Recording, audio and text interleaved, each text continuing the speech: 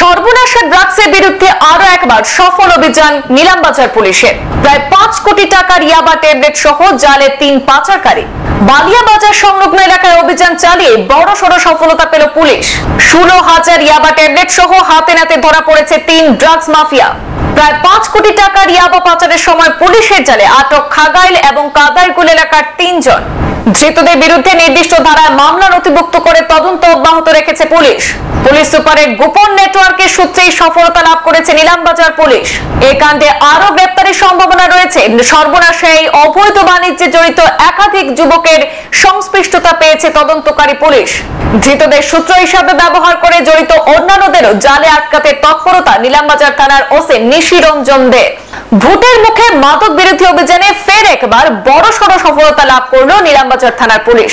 Police super Parthapratim দাসের গোপন network সূত্রের খবরে ওত পেতে বসে নিলামবাজার থানা এলাকার বালিয়াবাজার সংলগ্ন কাদারকুল সড়কের পাশে গতকাল মঙ্গলবার বিকেলে একটি বাহনে তল্লাশি চালিয়ে সফলতা লাভ করেছে নিলামবাজার পুলিশের একটি বাহিনী।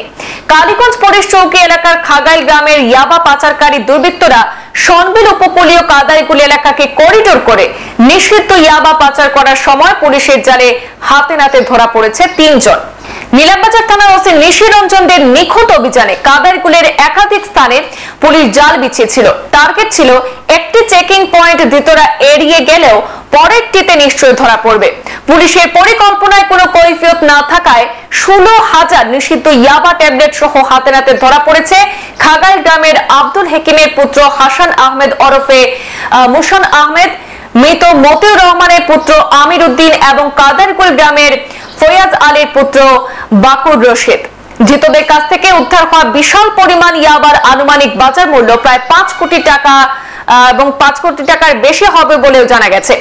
পুলিশ ধৃতদের মোবাইল নেটওয়ার্ককে কাজে লাগিয়ে এই অবৈধ বাণিজ্যে জড়িত অন্যান্যদেরকে খুঁজে সেখানে অভিযান অব্যাহত রেখেছে বলে জানা গেছে। পুলিশের একটি সূত্রে জানা গেছে যে এই কাণ্ডে জড়িত আরো একাধিক ব্যক্তির নাম গ্রেপ্তারি তালিকায় রয়েছে, আর তাদেরকে পাকড়াও করতে তদন্ত কার্য অব্যাহত রেখেছেন পুলিশ সুপার। সংবাদ এ পর্যন্তই, ফিরছি পরবর্তী অন্যান্য আপডেট নিয়ে, সাথে থাকুন। ধন্যবাদ।